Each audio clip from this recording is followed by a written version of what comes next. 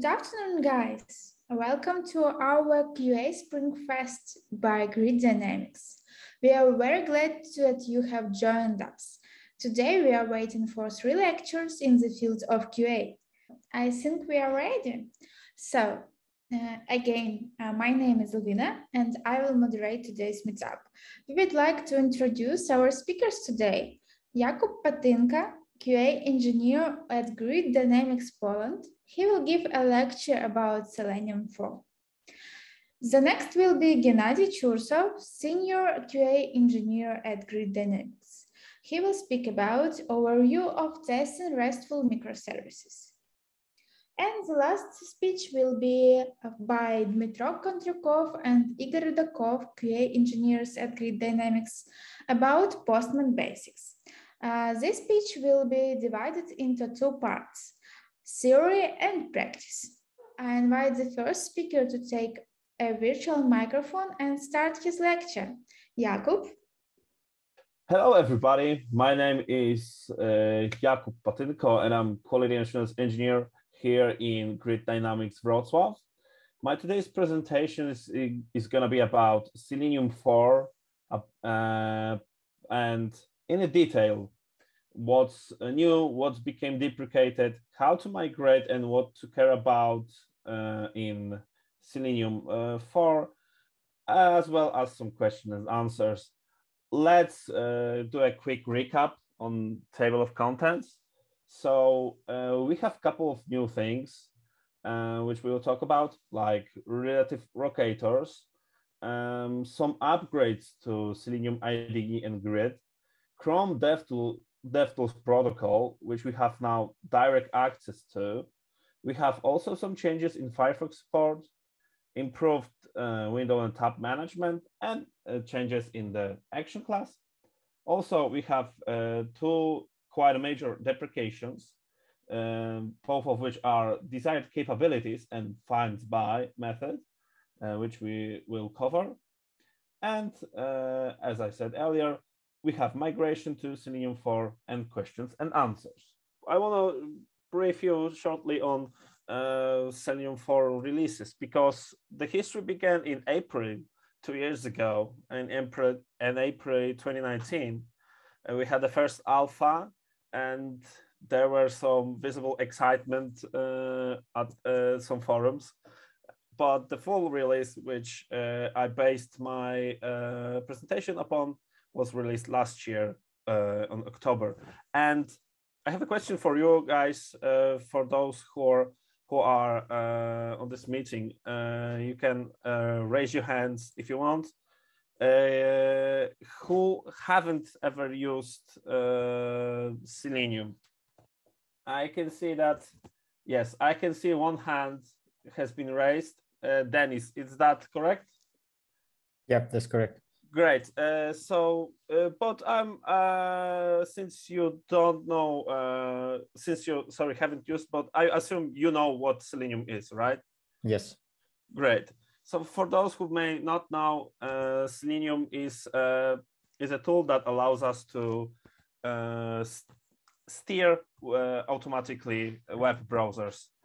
And let's talk about, let's cut straight to the chase and talk about relative locators and how we can use them, and especially what are they. Because right now, you can locate an element on the website using different kind of locators, but also you can use locators that are relative to the position of a given element. How does it work? Some of those can be specified by relative location, actually, to element that you are looking for. And you can search for element above something or below, and to the left, to the right, or near. And also another thing is that you can stack those locators. So you can specify element that is both to the left of and below an element, another element, which I will show you in further example. Let's hope this works, because Google, yeah. This example shows us the usage of relative locators in practice. My bit of code, do you see it clearly that it's code using Eclipse? If someone uses IntelliJ, please don't blame me. And what it does is we get on a website and find an element that's both to the left of element called Boston and below element called Warsaw. So if we execute this code, then we will see that a web browser is being opened, and we have elements Warsaw and Boston, and we have London below Warsaw and to the left of Boston. So what happens further is that this element is being blurred, as you can see. And you can stack, as I said, you can stack those relative locators together so that you can make something like this. And this is pretty useful since there are many elements and sometimes you cannot be bothered by looking for a unique identifier. Also, one of the examples of upgrades is upgraded Selenium IDE. You can have three major upgrades within it, which we will talk about just now. So the first thing is that we have backup element selectors.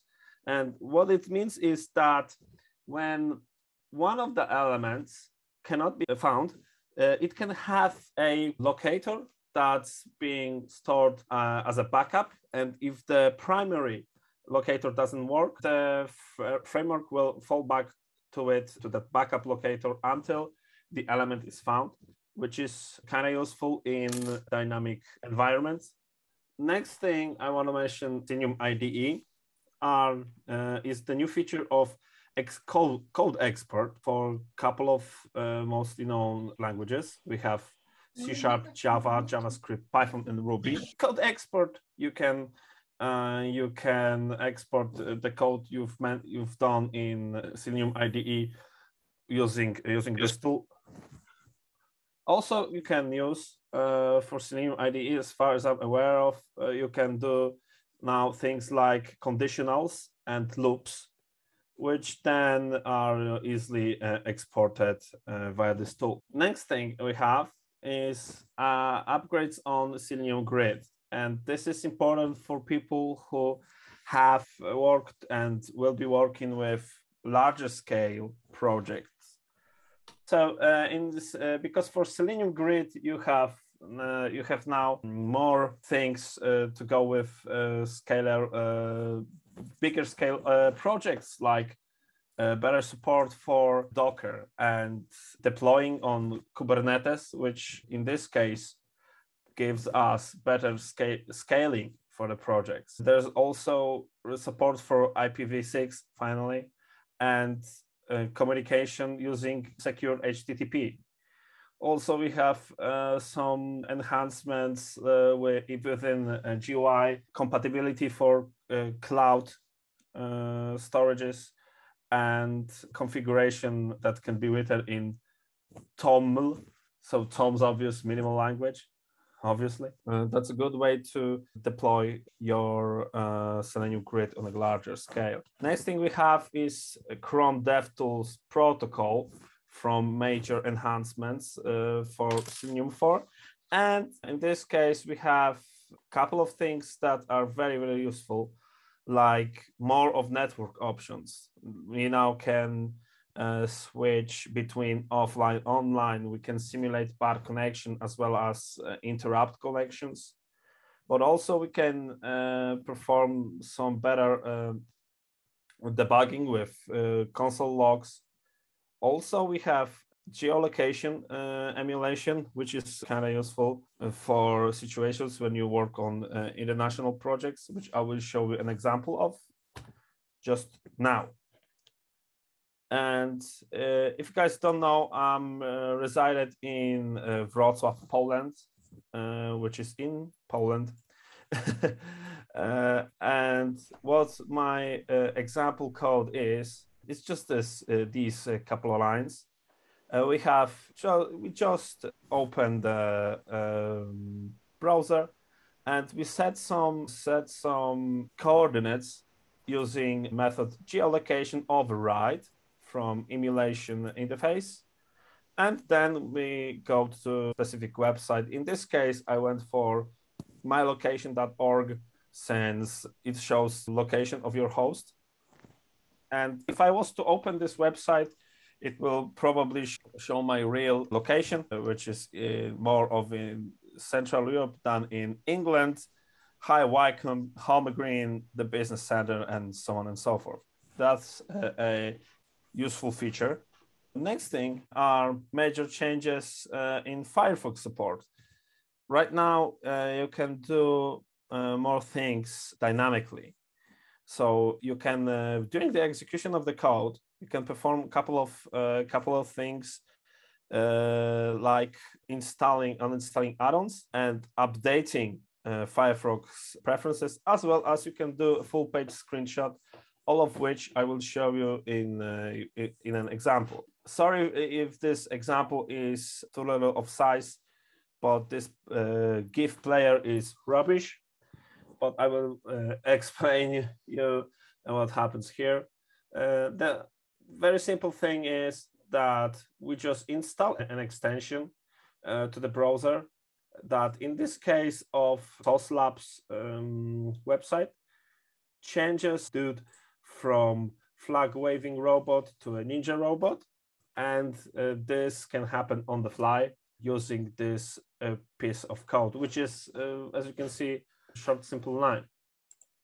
Next thing is, I want to show you also the same GIF player. Sorry, are updating browser preferences. This also can happen live, so to speak. So during execution of the code, here before we define language, in this case German, and during execution we can change it to, for example, Spanish, which now is happening because here we have Google Suche, and afterwards we have Buscar con Google.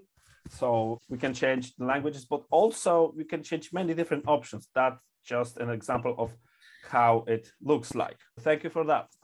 And the last thing I want to show you from Firefox support is a full page screenshot. This would have been extremely useful to me a couple of years back. I was kind of happy to finally see it. Now, what happens here is we just open a particular website. In this case, I opened a large Wikipedia page, and then the WebDriver takes a screenshot. That's actually what happens. And then I quit the driver because that's the purpose of this little test. And this works on, in this case, this works only for Firefox, but that's the case for Selenium 4.0.0. The newest version is from March, and you have to look up yourself for the latest version, which is 4.1.3.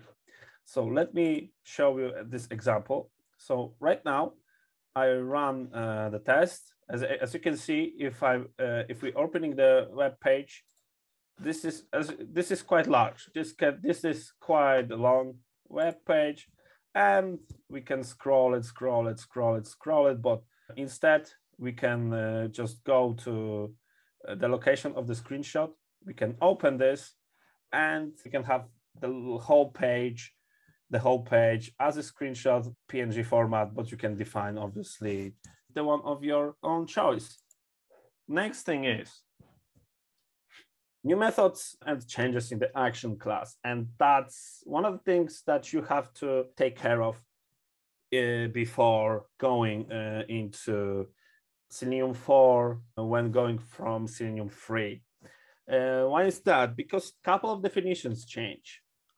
Here, for example, you have changes in action class, like double clicking, and context clicking on elements. Right now, you have to build and perform an action onto an element, which maybe is at the first glance more complex, but really what happens is that you don't have to move to elements as of now. you can just define a simple unequivocal action.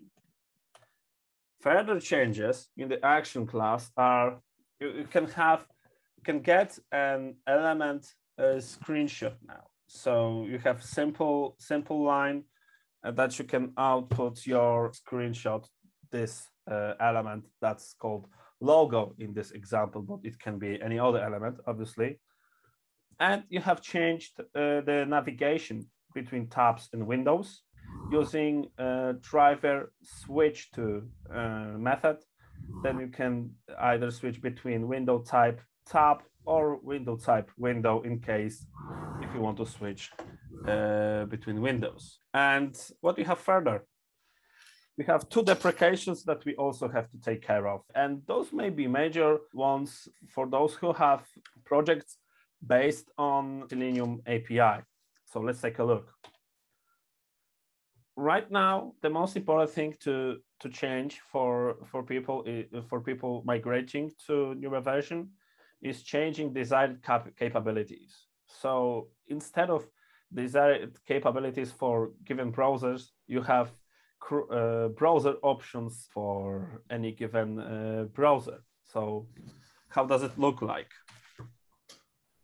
Instead of defining desired capabilities, you just define an instance of Chrome options, and then you can basically perform any things you want. Like here in this example, accepting insecure certificates or setting some capabilities.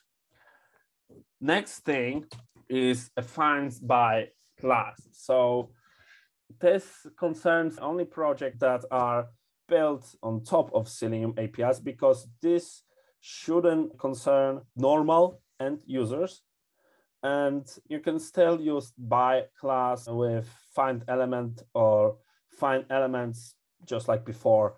So it's not necessary really to take this much care of it. However, it will be good to look into if your products are based on Selenium API. And speaking of which, migration to Selenium 4. So there are three main things to do. You have to prepare the test code. Mostly it regards capabilities and actions class. One of the issues with those is that you have to structure your capabilities to W3C compliance. If not, a session may not be started. Speaking of action class, to have take care of those changes I mentioned a couple of slides before. Another thing is that finding elements in Java, by the way, migration to Selenium 4 in this example regards Java and other languages. We will speak of other languages afterwards. And finding elements utility in Java is changed, as you can see. Right now, instead of find element by ID method and passing the parameter, you need to change it to find element and then pass by ID instance with given parameter. And also, obviously, upgrading dependencies, it's enough to change dependency version and compile Maven in case when you use Maven, obviously. And there are two potential errors for Java when migrating. They have changed they have changed timeout from expecting two parameters of long and time unit type to duration type. So in this example, we can see that to wait, we have to instead define 10 long type and 10 value, and then time unit of seconds. We need to change it to duration of seconds. And this regards both timeout and WebDriver wait. There are also potential deprecations for Java. So as I said, WebDriver is expecting duration instead of timeout, but also merging capabilities is no longer changing the calling object, because before it was possible to merge capabilities into different sets. it was mutating the calling object. Now results of the merge operation need to be assigned. That's a thing to remember. Also, Firefox legacy is deprecated. Set legacy method it's deprecated because this was developed before Gecko driver was on the market. Right now, rely only on Gecko driver. And also browser type interface is deprecated. It's replaced by browser, just browser interface. So another thing to mention when migrating from Selenium 3 to Selenium 4, you need to remember about that there are more languages than Java. And I recommend you to take a look at Applitools blog with Selenium 4 migration, or just take a look at official documentation for Selenium 4 with upgrading to Selenium 4 on the website, which concerns most of the popular languages where Selenium is used. These are the sources I used in this presentation. As you can see, there is a lot of information to condense. So if you are interested, please take a look at all the blogs you can have on your own, but simply you can just go to Selenium website and take a look on your own. So that's it for my presentation. Are there any quick questions, or can you wait for Q&A session? So Jakub, I think that we can wait for Q&A section after. Thank you guys for patience, and talk to you soon. Thank you, Jakub. So we will start the next report. Gennadii, are you ready? Yeah, sure, I'm ready. So, hello everyone. My name is Gennadii Chursov. I'm Senior Quality Assurance Engineer in Grid Dynamics. And today I'm going to show you overview of testing RESTful microservices. And we can start just discussing main topics that I'm gonna cover today. So it will start with differences between microservice development and Monolith one. Then we can check overview of testing approaches. We're gonna cover unit, contract, component, and end-to-end testing. And all that stuff could be useful for actually any member of microservice development team. It could be backend, front-end when we're speaking about unit and contract testing, and it could be useful for quality assurance engineer when we're speaking about component and end-to-end testing. And sure, it also could be useful somehow for stat engineers that also could rely from any layer of contract testing, maybe unit testing and other stuff. Okay, let's proceed with microservice architecture. And firstly, I have a small questions. Do you ever tried microservice architecture? If yes, just send message in the chat like yes. If you're a newbie into that architecture, just send no. And at the end of the session, we can compare how many people already aware of microservice architecture. Okay, let's start. And we're gonna start with description of monolith architecture. So as you can see, monolith architecture is usually a single one application that has some data store, and it includes everything that you're going to deploy to your client. So if we're speaking about for a service, for example, a web application like e-commerce to like something like shop, when clients could like add something to carts and proceed to checkout and receive goods. So everything should be inside one application. And comparison with microservice architecture, when every service will be deployable as a single application, every service will have their own data store.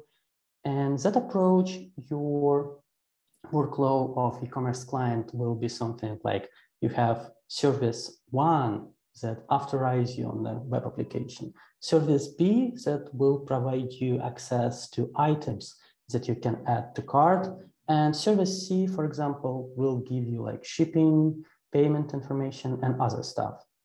And each service has like link to each other. So when you're like, for example, opening a web page, it will be a sequence of calling each service by specific order, and each service will have integration between each other. And it actually is a main difference because you can test your microservice independently and deploy it independently. So it's actually one of benefit. So it's actually enable the continuous delivery and continuous development of large and complex application by small units. So you don't need to deploy the whole monolith at once. You can deploy your services one by one. You can even not only deploy, but develop your service one by one and replace your monolith one. There's like some additional stages. It also has some improved maintainability, stability, and deployability because it's a small unit and you can easily deploy it, easily revert if something happens. You can test it with a small group of engineers, and you don't have a big backlog of items. Your requirements is pretty low because you're testing only like one part of whole application. Your engineer don't need to know about like other microservices, only about that part that has integration with other services. And also it will help with your team speaking about autonomous and distribution of your team. So you can have a separate team that will work only on specific microservice. And it means like that team could be not aware of other tools like they're not using currently for that microservice. It also has additional improved full isolation and other stuff that provided Docker containerization and other stuff. And your team could like use additional pros for that architecture is that it eliminates any long-term commitments to technology stack. It means like every microservice for every team that developing that could like choose their own technologies to develop it, to create test scenarios and other stuff. You just need to only aware about integration with other services. And we need also speak about drawbacks or cons of our microservice architecture. Of course, microservice architecture is not a silver bullet, and you need to be prepared and you need to have a reasons to migrate from microservice architecture or just to start your development from scratch for microservice architecture. So the first thing is that you need to deal with additional complexity when we're speaking about creation of that system, because you need to create a lot of services. First things that you need to do is to like have in your mind structure of all your microservices. You also need to know about integration and contract that will help you to define how each service will interact with another one. Also, it has some additional deployment complexity because it also has increased memory consumption and other stuff, because you need to deploy not only single application, you need to deploy a lot of application. Each one have a Docker container with database connection and other stuff. So it's required additional DevOps knowledge and additional setup of your infrastructure. And the last but not the least point that has drawback of microservice architecture is that testing could be more difficult in comparing to monolith application, because instead of regular integration test for microservice architecture, you could use contract testing. We will know what it is soon. So let's discuss testing approaches that we can use for testing our microservices. And we can start with testing pyramid that contains 4 layers, starting from unit testing and ending on the top of end-to-end test. And as you can see, starting from unit testing, all tests could be defined as fast, reliable, and cheap one. And once we go up for our testing pyramid, the test became more slow, fragile, and expensive. That's why actually it's a testing pyramid. So we have like the maximum number of unit testing and only less end-to-end testing. So unit testing is more for testing our single unit business logic, for example, a testing method. And then on integration layer, we're checking our contract. So contract is just a specification that we have an agreement with several services. And then we need to check the whole service itself. And we can use component testing for that. Usually it's something like acceptance testing for a single service. Once we check that our service works independently, that we have integration between other services, we can have acceptance testing for the whole application. It could be end-to-end testing. And usually it means like we need to cover the whole use case of our client interaction, starting from accessing web page, authorization, and ending on confirmation page of already like placed an order that we are done in the middle of that process. Okay, now we can focus on each layer of testing parameters starting from unit testing. And speaking about unit testing, we need to define that unit test has two types. Unit test could be solitary unit testing and social unit testing. What's the difference? Actually, solitary unit test is test that could be executed as isolated test. It means like you need to mock all your internal dependencies to other services. And when we speak about social unit test, we don't need to mock anything. We just need to use real services.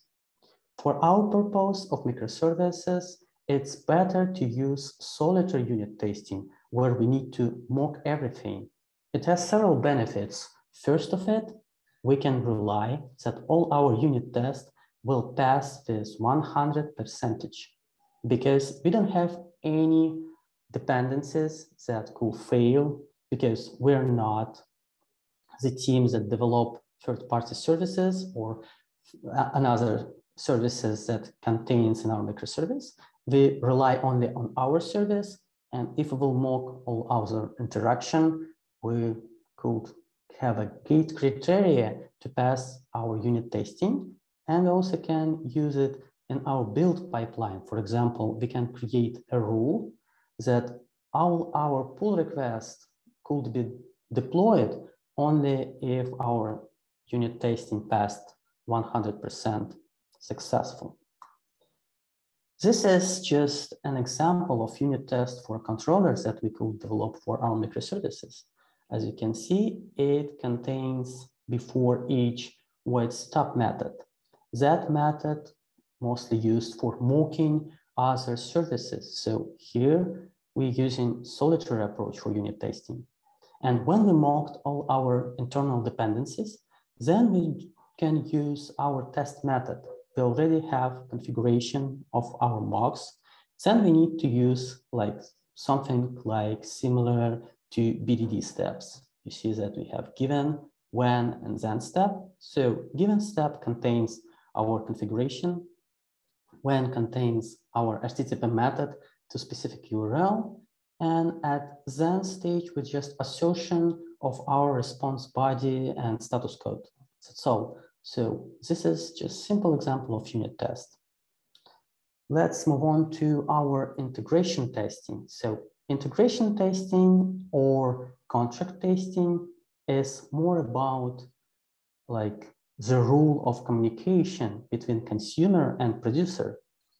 For our contract testing, we can define producer as a developer of a service and consumer someone who will use that service. For example, it could be UI or another microservice. And contract could define like request response part and other thing that will be sent from consumer to producer and expected results. Now you see our scheme of consumer contract approach. So consumer means that we're starting to create our contract from consumer team. For example, that team called order service team. Firstly, they need to write a contract. Then after they created a contract, they can generate all the tests based on that contract. And they can run tests from consumer part. And after all the tests were successful, they can publish all contracts to some shared repository. For example, it could be Maven repository. Once they publish it, producer, like blue box, can download all artifacts and write producer tests from their end. And after that, it could be several options. First option, after they created a test, they can start like development the service. It could be more like TDD approach, or if they already created a service, they just can use it as a gate criteria for any new changes. So the idea of consumer contract approach is that consumer who created a contract just define the scheme of communication. And if a producer some time ago will change, for example, some field, for example, we had a field that has string, and now we're changing it to numeric value. So from producer end, it will be successful, but because our consumer expected that some field is a string, not a numeric, so test from consumer part will be failed. And we will know that we have some differences between contracts, and we can check that issue even before deployment. So the main advantage of consumer contract approach and contract testing itself is that we can aware of differences in our contract even before deployment. Now we can just check the same contract approach for a tool called Spring Cloud Contract. It's Java-based frameworks that we can use for the same approach. We can create contracts, and from producer end, we can generate our test based on base class. Base class are using for creation of all our mocks. So it's the same behavior that we already discussed in unit testing when we spoke about isolation and mocking internal dependencies. Once they created base class, they can just execute a specific command to generate all these test scenarios. Also, they need to do the same step to publish all things to shared repository, and then consumer, like blue from the left side of the screen, can download the test, write tests on their own for the same contract, run it, and it will be the same approach. Okay, now let's go deep to each stage in details. So this one is an example of contract. Usually contract could be written in any domain-specific language. For example, it could be YAML or Groovy file. And usually it contains something like description, and there is some mandatory part like request, response is mandatory. So in request, you're just checking URL and HTTP method. In response, you need to check your status code, maybe headers, body. And as you can see in body part, we have hard-coded values like order ID, 122, and other letters. But actually in contract, you also can define your expected body with regular expression. So it will be not order ID specific hard-coded value. It could be just, let me check that order ID will be just numeric value, and any numeric value that will be returned from the producer on consumer will be expected. And for state, we can have something similar, like it will be a string value, any string value, maybe not even approval pending. Next thing that we need to do is to create a base class. So base class could contains your mocking for internal dependencies, the same as we did for unit testing. And once we did that, we can configure our Spring MVC for our controller, run it, and then we can just generate all our producer tests. And all producer tests will be generated automatically based on your contract and your base class. And your generated contract like test will be pretty the same. So it contains given, when, then steps. So you have some setup at given step at when you're sending your request to specific URL. And at then you just assertion some specific status code and body. That's all. So example for consumer test, it's pretty the same, but you need to have some setup for downloading your stubs and jar file from Artifactory, speaking about Maven repository, this contract and this mocking from producer. And then at setup, you just need to configure your wire mock, for example, to like have a URL to your mocked service. And at your test, you are doing pretty the same things. You need to send a request to specific endpoint and just assert results with status code and with body. So that's all from approach of contract testing, but we also have another tool called Pact.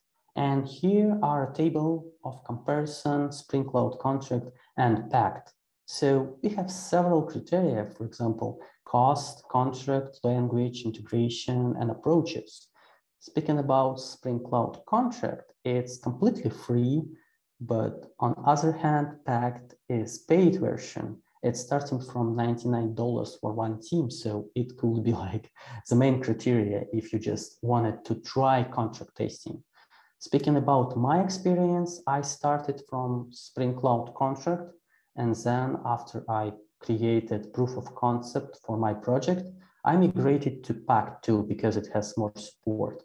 Like we can check that contract for Spring and Pact, pretty the same. We can use any domain-specific language, but language that we can use for creating our base classes limited for Java for Spring Cloud contract and has a better support for Pact. For example, we can write our test using JavaScript, Golang, C# and other thing. And it's pretty important when we speak about creation test from consumer part, because our consumers could be an UI team, and UI team prefer JavaScript instead of Java.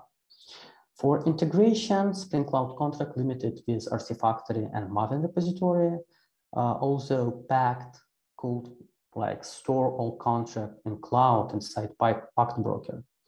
And other approaches is that Spring Cloud contract allow both ways. We can create contract from producer end, we can start from contract like consumer, but contract for Pact could be developed mainly from consumer side. So that's all from contract. We can go to the next layer for component testing. So component testing is similar to unit testing. Like we still have an option of isolation, or we can rely on real services and real dependencies. But starting from component layer, you can even have an option with social component testing when you don't mock anything. So like an overall way, at least one layer should rely on real services and not mock anything. It could be component layer or it could be end-to-end layer. But for example, for my project, I started using real services starting from component layer. Next, we can just check our workflow. So as quality assurance engineer, you just need to write a bunch of automation tests to like acceptance test for the whole service that you're developing. You can use any framework. It could be BDD approach or not BDD approach. And then you need to create test artifacts, then to use it for generation reports, like a low report, like report portal or whatever. And actually a question, why we still need have reports? Because starting from component layer, we are not realize that 100% of our scenarios will be successful. So for unit and contract testing, we can rely that it's a gate criteria.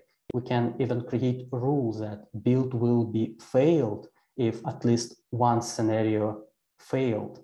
But for component testing, especially if we're not mocking our third-party calls, we cannot realize that it will be 100% successful.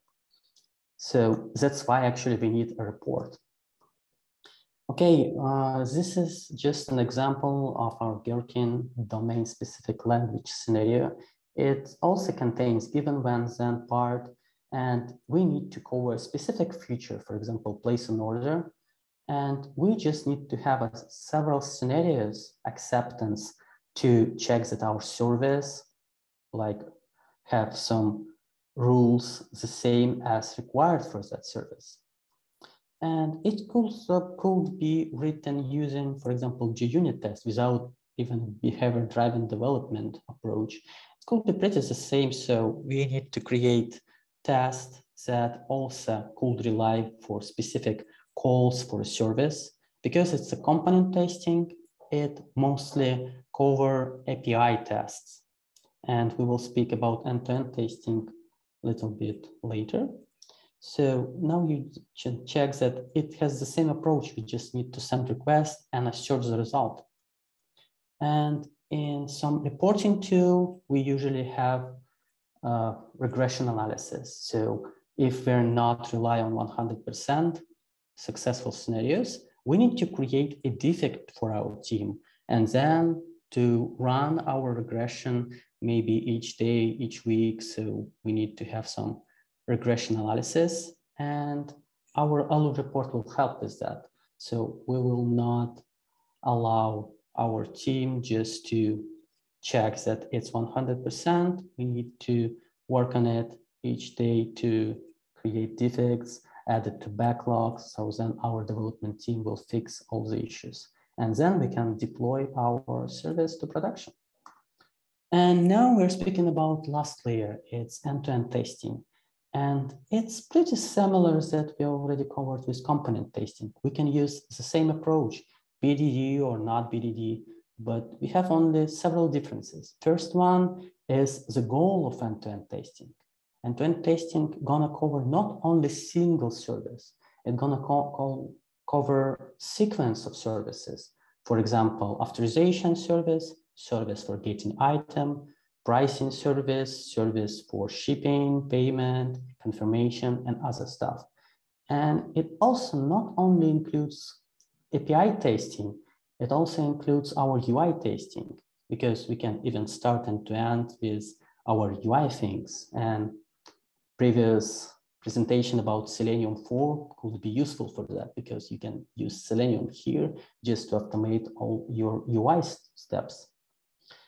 And next things is just a few examples of Spring Cloud contract and pact. So for some team, it could be pretty difficult to start that approach because it's something new for microservices.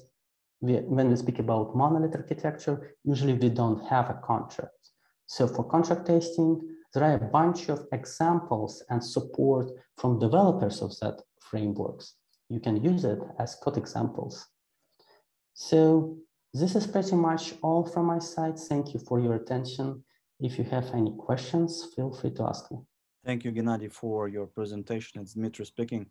I actually do not have a question, but rather a little bit argue with what you just showed about the testing pyramid. In my opinion, probably we need to swap integration and component between each other. So I would say that component level must be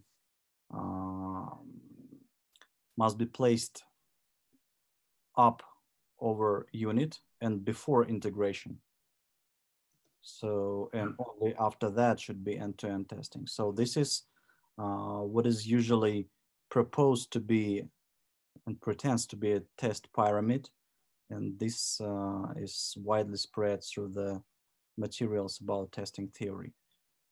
Yeah, actually, it could be the same approach. So in ideal world, your service team could start with unit testing and then create a contract. So other services could rely on that contract, and it could be a gate criteria for your service. So it has some benefits of creation contract before component testing.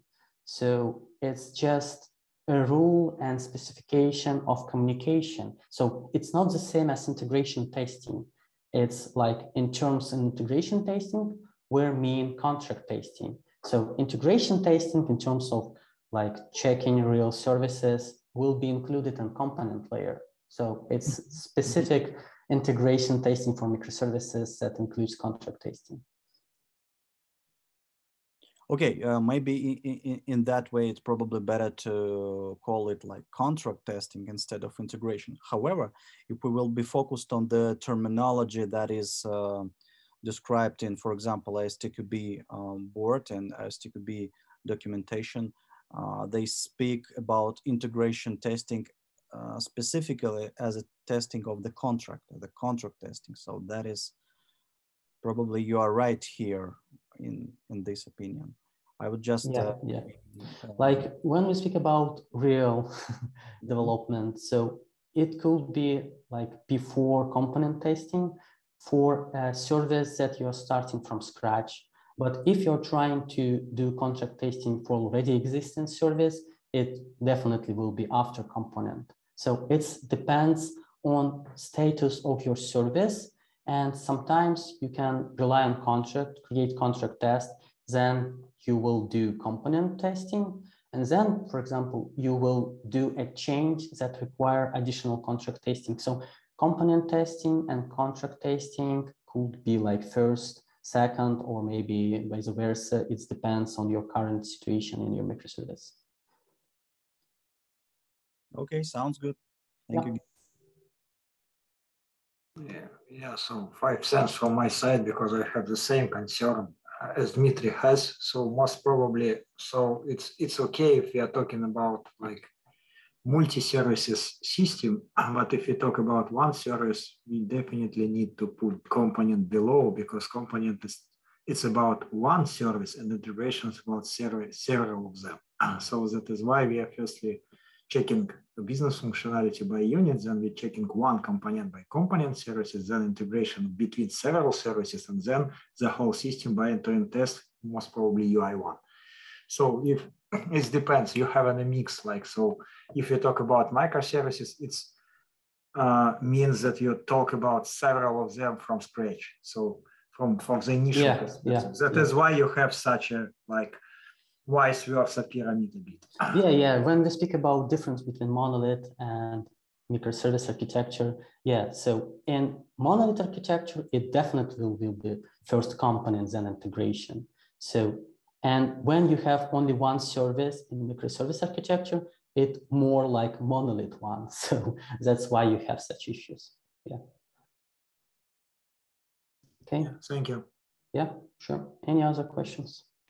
Thank you, Gennadii, for the presentation. I would like to ask about Spring Cloud contract testing and maybe contract testing in general. What is the most, the biggest challenges and obstacles for creating that kind of framework and that approach? Thank you. Yeah, the most challengeable part is actual mocking base class. So there is some difficulties. For example, if you have a lot of dependencies, you need to mock a lot of things. And sometimes you are even mocking too much. For example, you don't need to mock the whole service because then you will test a mock instead of service. It still should be testing a service instead of mocking everything. So you need to have a balance with mocks, and actually it's time-consuming part. So you can create contract like in 10 minutes, and then you need 1 hour to mock every response request for your service. And if you will change, for example, one field in contract, maybe it will require mocking a lot of things. So it depends on your situation. It could be pretty fast if you don't have a lot of internal dependencies, or it could be really hard if you have a lot of dependencies. It's actually relates on your project and your structure of dependencies and how much services you have. Because, for example, for one producer, you can have several consumers, and each consumer also can gather data from several producers. So the more services you have, the more difficulties you will face with mocking your dependencies. So for me, it looks like then you have to track every changes on the development side for the third-party services. Was there some experience when developers notify you about changes or even care about mocks? Actually, is the benefit of contract testing. You don't need to rely to notifying of changes. You just need to run your scenario from, for example, consumer part. Scenario will fail and you will know the difference. For example, you expected field as numeric and the field as string, then you know already the difference in the contract. You can go to producer side and ask the reason of changing like type of some fields. So you don't need to wait like of updated wiki page because your contract is already a specification. You don't need to update it in other places. Maybe you need to communicate to know the reason of change, but change already here because contract itself is a documentation.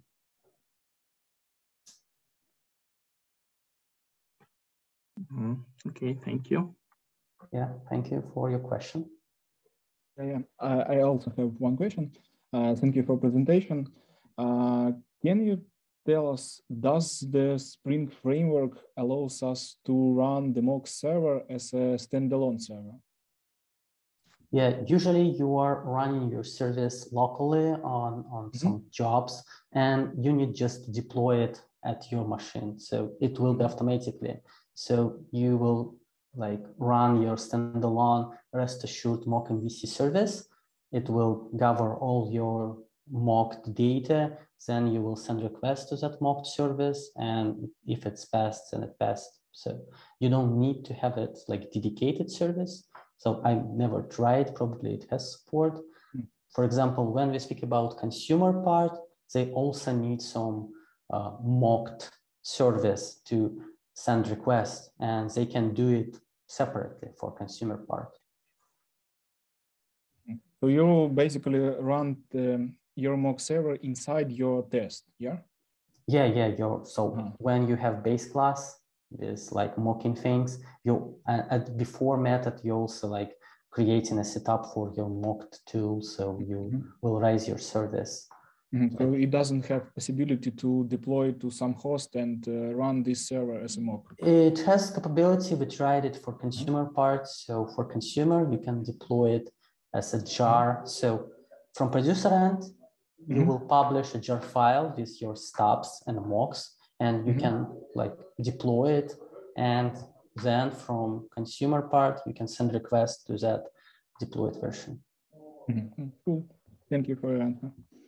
Okay, I just want to check how many yes and no we have in our space, as I see that almost everyone already aware of contract testing, only several people like 50-50. So for you, it will be pretty good to know like overview of how to do that.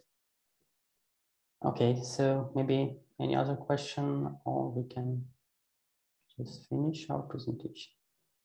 I think maybe we will have additional questions after the last lecture.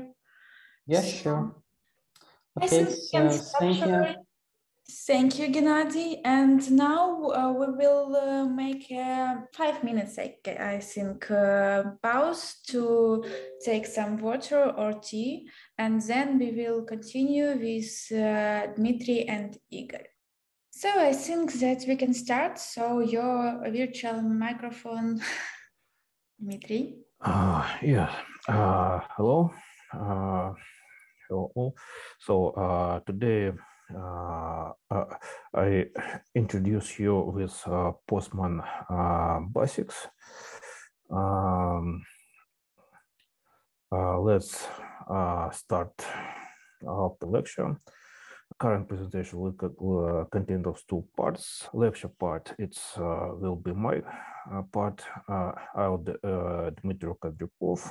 I'm QA automation engineer, and I'm briefly introduce you with Postman. And my colleague Igor Rudakov will continue with practical examples.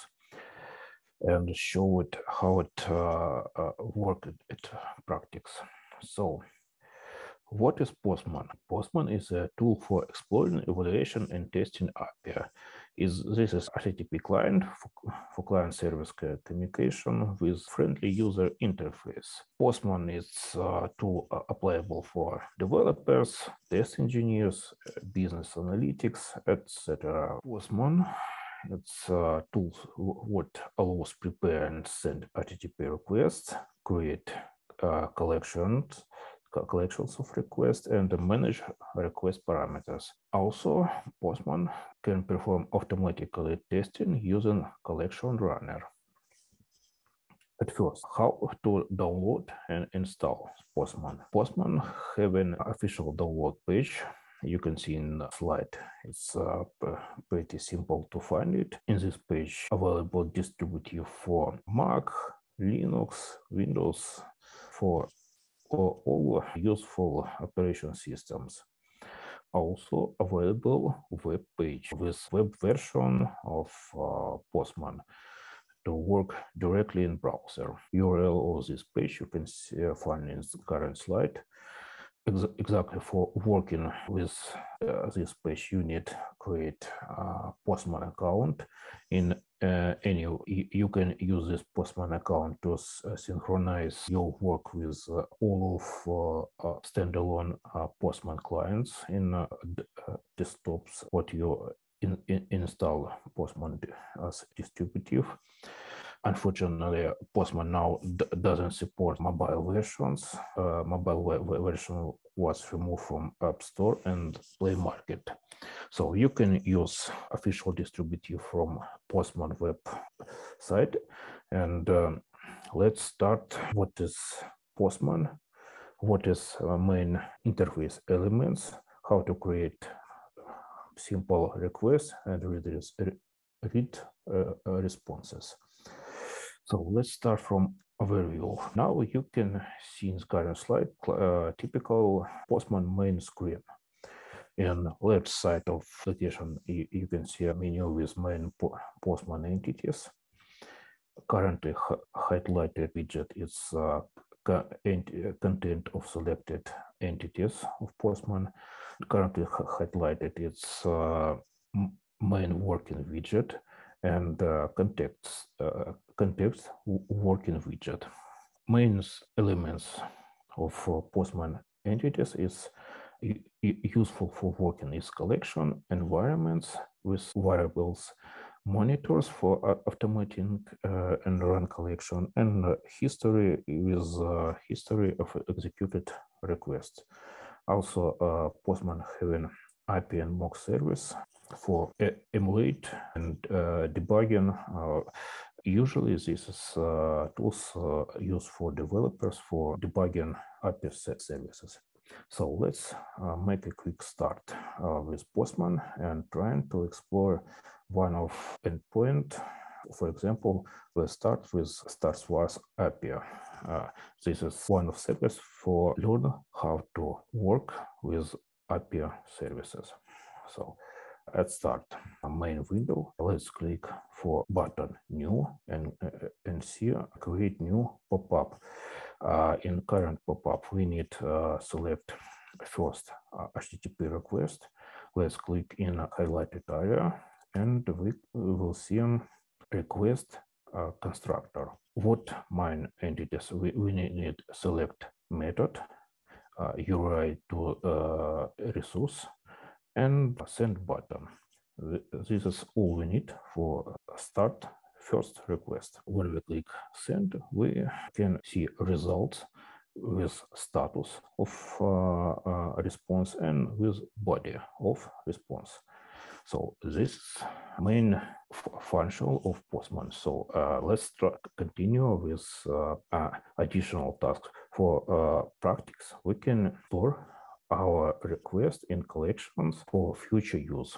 Also, we need store this collection for running by schedule and running this collection running in future use. Now I show you how it works and how it done.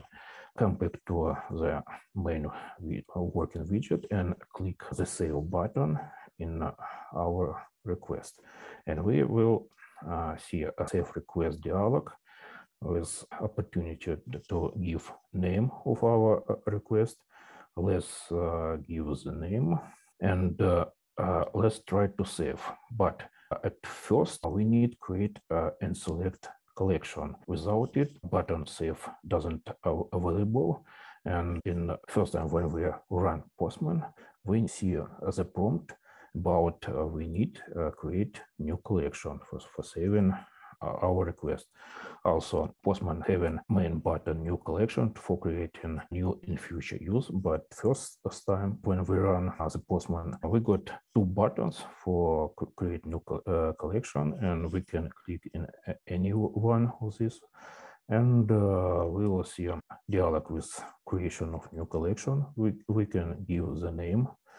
And when we name it, we can create new one. And now we can store our request with the selected collection, and we can click the Save button. Now it's available.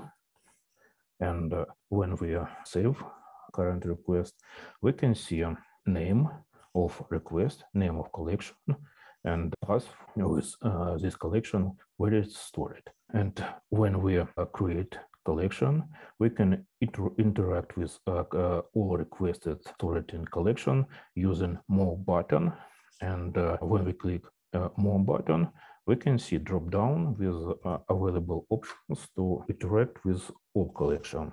Take a look deeply about request and response. Let's create simple GET request. It's the same as we do now. So when we create request, we need to select which method of request, and after selecting method, we need to specify URI to the endpoint, and just click the send button. When we click the send button, in the bottom of main work widget appears frame with response. Main frame contains the status of response, time of working response, and size of receiving data. Main part of the response is body of response. Body we can see represent is in preview view. Also, we can switch to raw format as it was received. Also, Postman allows view response in a preview format as it will be shown in browser, and we can use any visualizators as plugin for our servers specific response. Another mention in preview, we can select which format of body using for markdown and highlighting of our body. Postman usually allows Postman usually auto detects all data usually correct, but in some cases we need specify which body format we use for representing of our body. So this is a short overview with GET and response. And make another post request. It's slightly complex. And take a look in.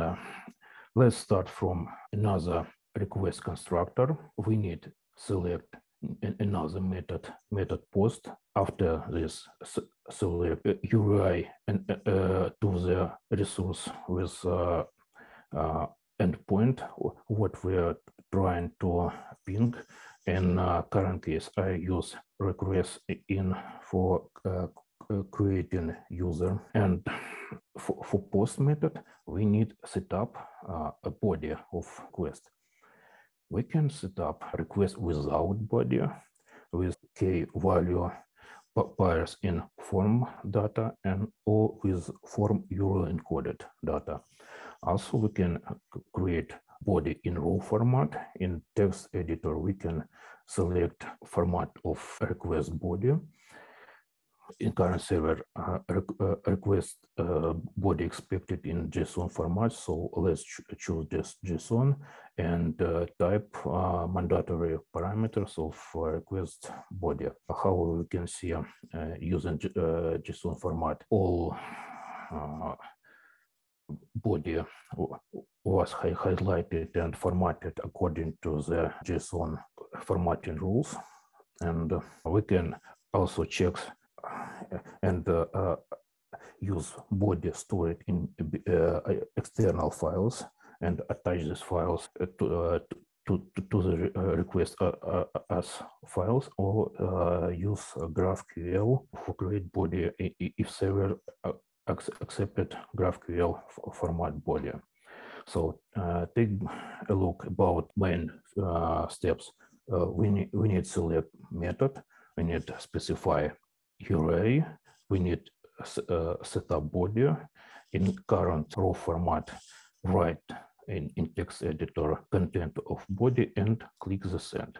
When we click send, our request will send to server, and we will receive from server the same as in a previously example, body with status.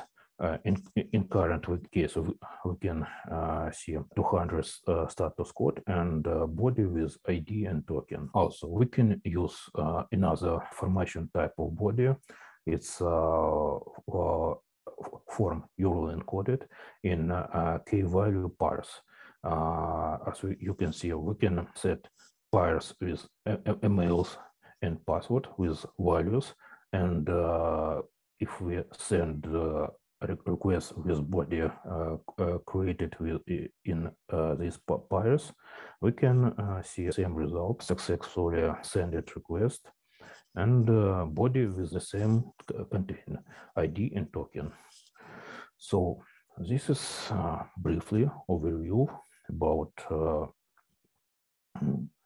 how post request is created and how it looks. And now I'm pass the floor to my colleague Igor Rudakov. Igor, your turn. Show it how it works in practice. Okay, Dima, thank you. Yeah. Hi guys. Dima told you about theoretical part of our presentation, so I will demonstrate how it works in practice. So let me share my screen. Okay, here we go.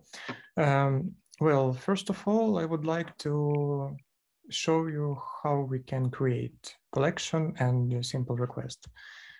It's pretty easy. You just have to press new button, select collection, and name it, example Postman. And inside this collection, you should create a request.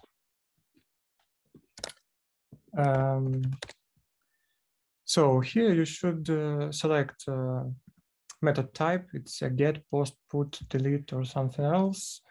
Enter the URL and click send. So here you can see the response of this request. It's a JSON format with 200 status code, time, and size of response. So now let's switch to the already created collection. It's practical examples. So here you can see get request. So we can click send button, and here you can see that we returned JSON file, response in JSON format. So let's try send post request. Here, as you can see, we selected post type, enter URL, and also we have to use JSON. So here we have to create new user with name test and job marketer. So let's send it. Okay, as you can see, we get a response with a new user, name, job, their ID, and created it. Also, you can see the status of this request, created, time, and size.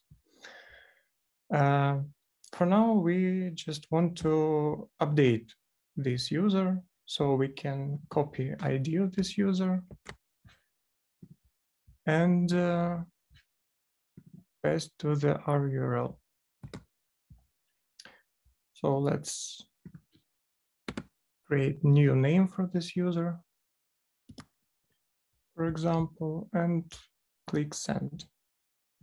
So here you can see that also status code 200 OK, and our user that we already created in the previous step, we can see that this user was updated. Updated name, job, and information about time when this user was updated.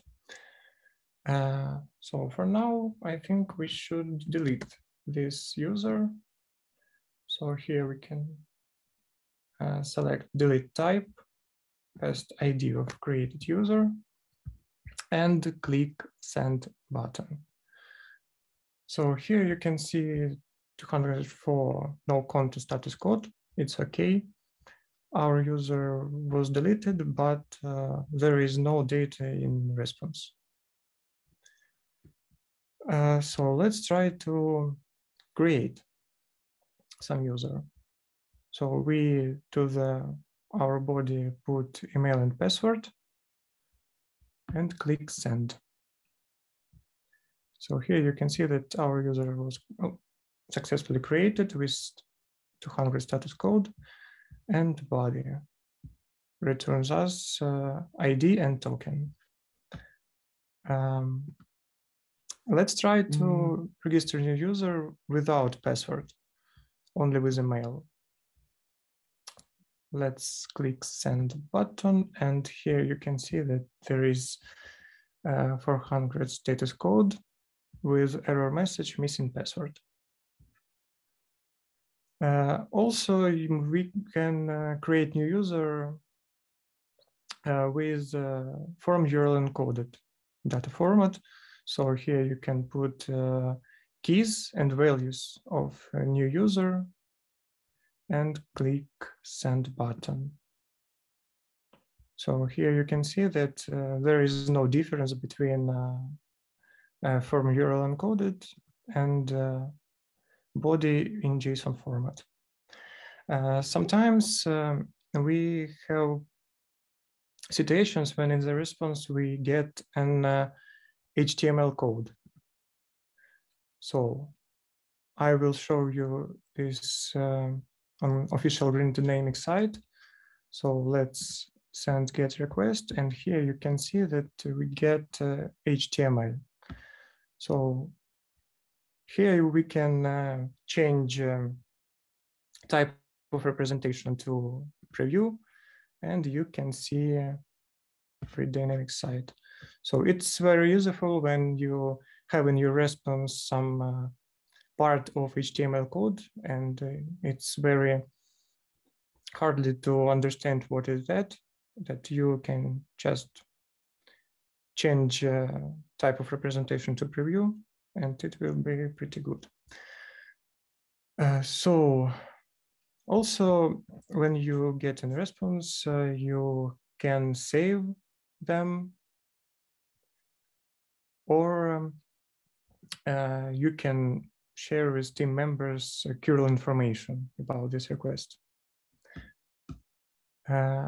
Also, if you have, for example, one huge feature, you can run all of this request in a simple way. So we can click more button, click run collection, select all necessary requests that we need to run. For example, CRUD, get, post, put, and delete requests, and click run practical examples. So you can see that all of our requests were successfully done. You can see all status codes, time, and size of this request. And here you can quickly analyze all your requests. At the next session, we will show you how to use pre-request scripts, post-request scripts, tests, environments, and other very interesting and usable things. And that's all for today. Thanks for your attention. Any questions, maybe? Thank you, Igor. Thank you, Dmytro, for this really informative presentation. Yes, I do have a little question about Postman. It's great that you mentioned that this tool had an opportunity to run tests. This is a really important one. But the question actually about another thing. Time to time, I'm also using the Postman tool for my work, and I'm struggling with one important to me feature. So I'm using Google Cloud platform application that requires some kind of authorization, and it requires me to send authorization bearer and then with following token. This token can be taken from the Google Cloud Platform console and pasted into the authorization tab here. But I'm wondering if there any way to connect Postman with Google Cloud G-Cloud console to retrieve this token automatically. I tried to find this question on the web, on the Stack Overflow and so on and so forth, and they didn't get any valuable answer. Maybe you know if that is possible. Basically, it's what is needed to do just to run some small shell script in the console, in the terminal, if you will. So, and take the results of execution of this little shell script. Actually, I don't work with Postman with the Google Cloud, but I know about OAuth, which time of authorization used in Google Cloud. Yeah, in case OAuth, we can set up and obtain the token, but it's depend from exactly server. Some token providers can issue token with a long-term usage, and you can use this token until it expired. But exactly for Google, I can give any advice, and because I don't work with Google Cloud. Got it. Okay, no problem, no problem. Thanks. Well, maybe I can help here. So in Name and Marcus, we are using actually the same problem. We face it actually the same problem. So there is a pre-execution script for each collection could be set up. And there you can create a call in JavaScript language, but you can embed console request as well, I believe so. And then get token and save it to the global variable in Postman, and then we use it for as a authorization bearer token for each request in your collection. Moreover, you can specify the condition. So if they check if this token is expired, to run the script again and update the global variable. So it works for us. I believe it could work for you as well. Great. Let's talk about it offline. Actually, I saw this advice in some pages, but I decided that it's too tricky for implementation and decided to skip it. I will show you the script how to do it. Great. Thank you.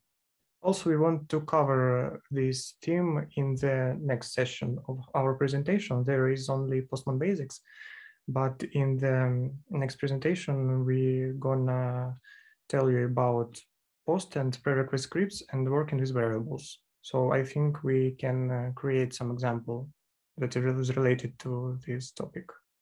Tests will be covered as well, right? Yeah. Yeah. Great. Yeah. Okay.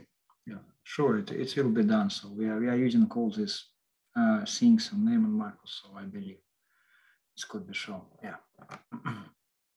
Any other questions? Maybe you have questions to previous presentations about Selenium, about overview of RESTful microservices.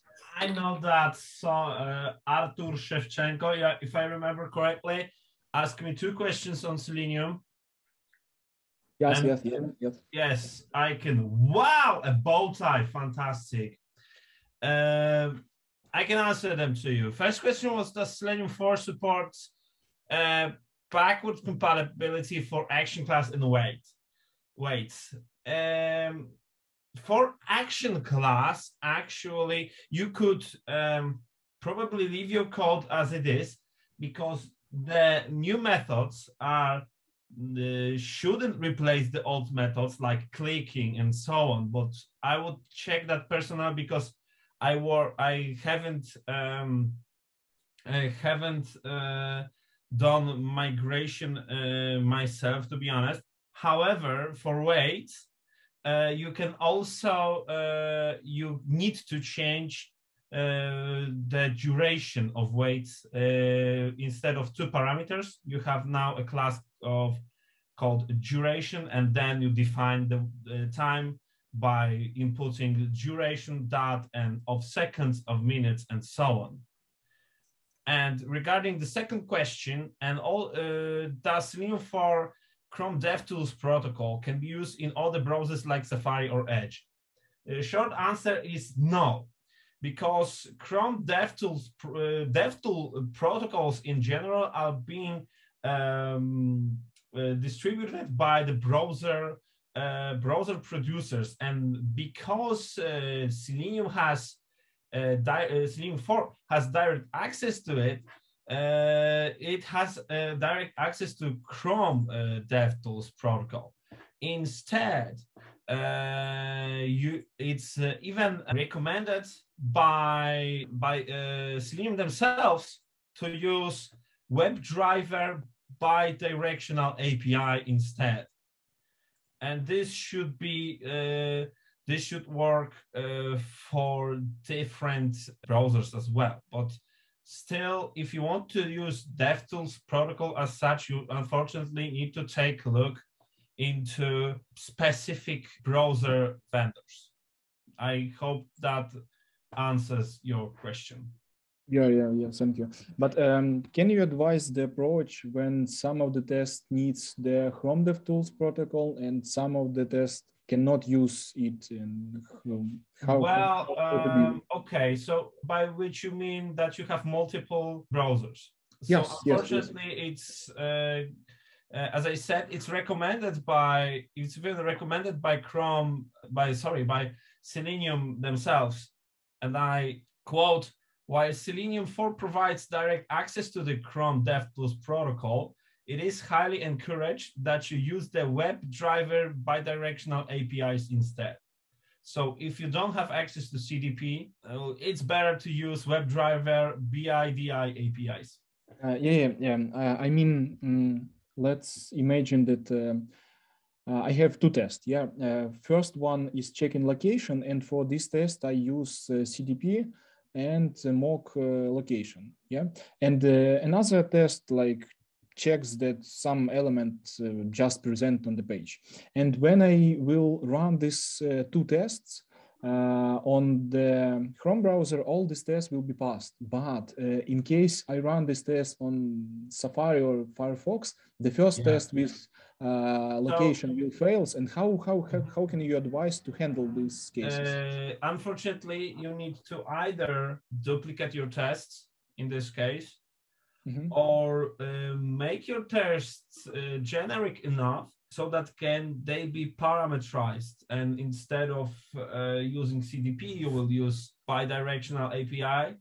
And with that in mind, you could also parameterize the whole test so that depending on the browser you want to use, you will run a test. In this case, if you want to use CDP, you can use direct access to CDP from Selenium 4. You can use direct access only with CDP as of now. I'm not quite sure if other web browser vendors have their DevTools, because they should.